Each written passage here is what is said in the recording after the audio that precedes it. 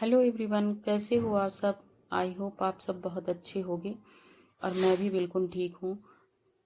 राधे राधे, जय माता दी, जय महाकाल। फ्रेंड्स, हम लोग अभी गांव जा रहे हैं ये दीपावली के वेकेशन में। हमें मतलब गर्मी में भी जाना था, लेकिन गर्मी के वेकेशन में हमारी प्लान जो है ना कैंसिल हो गई थी, क्योंकि काफ़ी गर्मी पड़ रही थी।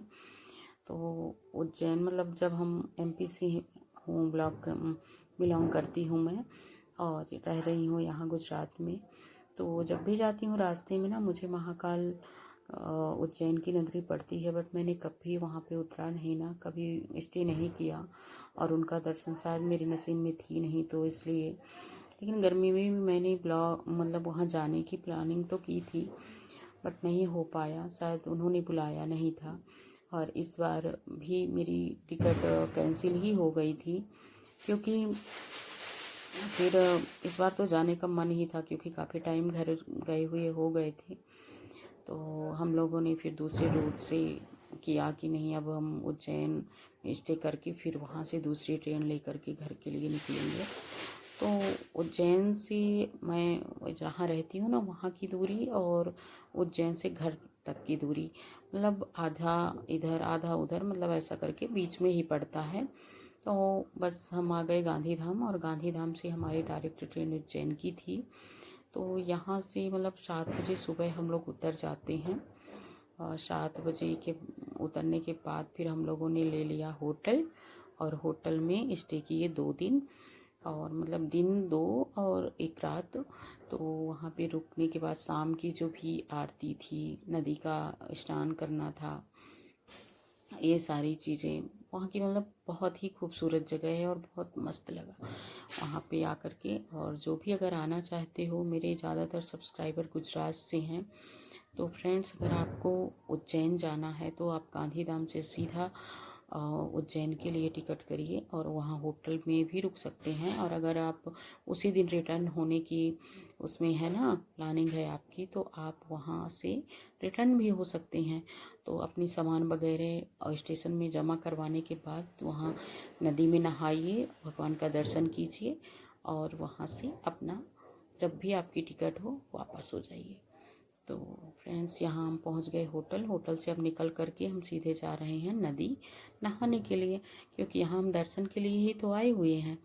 तो दर्शन करेंगे, केवल अपने सामान वगैरह यहाँ रख करके ताला लॉक करके और फिर चले जाएं। हाँ, एक चीज़ और है, अगर आप होटल लेते हो तो अपनी ताला चाबी ज़रूर लगा कर जाइए, क्योंकि होटल वालों की जवाबदारी हमारे सामान की नहीं होती है, क्योंकि उन्होंने साफ कह रखा है। तो आप एक अपना लॉकर ज़रूर रखे रहिए, उसे लॉक करके जाइए, तो क्योंकि अपनी सुविधा अपने हाथ में है। एंड इसके बाद ये रास्ते है छिप्रा नदी के लिए। हम लोग पैदल नदी के लिए जाते हैं। यहाँ मतलब जो दिए वगैरह होते हैं ना रास्ते में मिल जाते हैं। कोशिश करिए कि दिए और बत्ती घर से लेकर जाइए, क्योंकि यहाँ दिया बत्ती ना काफ़ी कॉस्टली है, और यहाँ आप लेंगे तो बहुत ज़्यादा। नहीं ला पाए हो तो कोई बात नहीं, ले भी सकते हो। तो दीपदान करने के लिए आटा ले आओ, आटा ज़्यादा शुभ माना जाता है, तो आटा लगा कर ना 5 दीपदान या 11 दीपदान ज़रूर करिए। और यहाँ नहाने का बहुत पुण्य होता है। नहाने के बाद आप यहाँ पे चंदन वगैरह, यहाँ जो एक पंडित जी थे ना, वो हम लोग के चंदन वंदन कर दिए थे। आगे आप ब्लॉग में देखिएगा, तो चंदन वगैरह कर दिए थे और संकल्प वगैरह करवाए थे। वो सब थोड़ा बहुत हम लोग ने करवा लिया था, और इसके बाद फिर दर्शन के लिए यहीं से निकल जाते हैं, क्योंकि हमें लौटने में काफ़ी टाइम हो गए थे। मैं 4 बजे के लगभग हम लोग फिर रूम में लौटे, तो 2-3 घंटा हम लोगों ने रेस्ट किया, और फिर से शाम के जो आरती होती है, पूजा होती है, तो वहाँ के लिए निकल गए थे।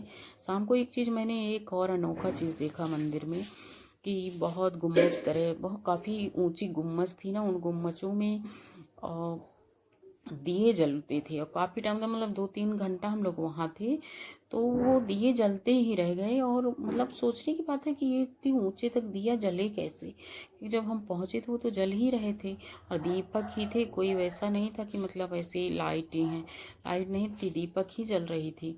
और इतनी खूबसूरत लग रही थी कि वहाँ की काफ़ी हम लोगों ने पिक ली, वहाँ की वीडियो लिया। तो इस ब्लॉग में तो शायद नहीं आ पाएगा, बट नेक्स्ट ब्लॉग में ज़रूर मैं डालूँगी, आप लोग के साथ शेयर करूँगी।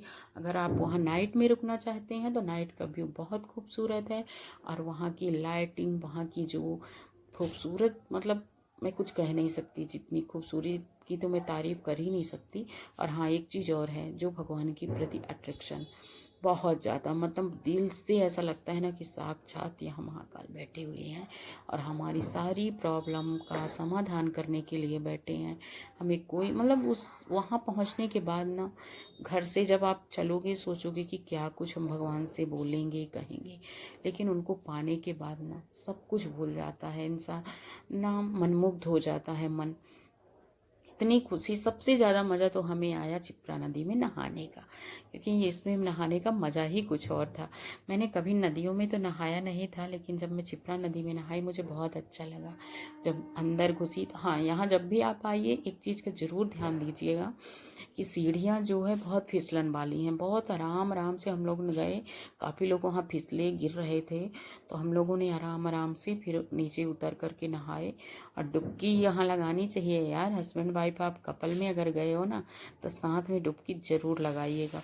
डुबकी लगाने का 7 जन्म के लिए आप किसी पति को मांग सकते हैं, क्योंकि हम लोगों ने ना काफ़ी मेहनत की है अपने पतियों को सुधारने की, तो है ना, जब सुधर जाए ना तो उन्हीं को फिर अगले जन्म भी मांगना है, ठीक है। तो हम लोगों ने एक दूसरे को मांग लिया, वो पता नहीं पर मैंने तो मांग लिया यार, और मुझे बहुत मज़ा आया। हाँ, इनसे तैरना आ रहा था बट हमें तो तैरना नहीं आया, फिर भी उन्हें पकड़ करके, मतलब टेंशन फ्री थी कि यार गिरूंगी तो नहीं, बचा लेंगे, और मज़ा बहुत आया। फिर मैंने नहा करके दीपदान किए, जो दीपक मैंने वहीं से लिए थे। हो गया मेरे साथ बवाल। क्या हुआ कि मेरी जो दीपक थी लाई हुई थी, आप लोगों के अभी क्या ज्ञान दे रही थी कि घर से आप लोग दीपक लेके आइए, बट मैंने लाया और ला करके बैग में भूल गई। मुझे रास्ते में वही कॉस्टली दीपक खरीदने पड़े, क्योंकि इसीलिए तो मैं आप लोगों को बताई कि कॉस्टली होते हैं, नहीं तो मुझे पता ही नहीं होता कि यहाँ दीपक कॉस्टली मिलते हैं। और मेरी दीपक जो थी लाई हुई थी, लेकिन मैं बैग में भूल गई दोनों टाइम, सुबह और शाम दोनों टाइम। लेकिन मैंने सुबह में ही ना दीपदान कर लिया था, फिर नेक्स्ट डे दीपदान तो नहीं कर पाई, क्योंकि तब भी मैं भूल गई थी अपनी दीपक। वो रिटर्न मेरे घर तक दीपक आ गई है।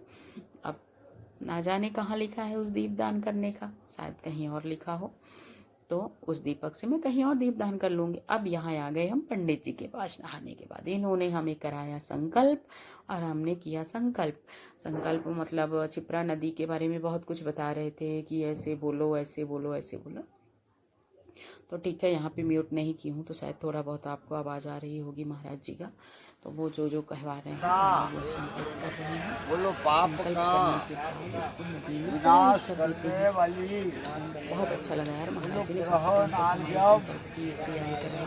बोलो अच्छा घर भी लगा में मुझे कि चलो अच्छे पंडित जी मिल सुख गए, बेचारे कोई उनका डिमांड नहीं था कि शांति खा लेना और खा लेना, खुशी देने उनसे जो वाली, मर्जी ले लेना। एक सुविधा और है बोलो यहाँ, माया अगर आप देवी, लहसुन प्याज नहीं खाते हो बोलो तो विष्णु आपको खाने कामना की भी महाकाल में, पूर्ण की नगरी करने उज्जैन में वाली, ये सुविधा है।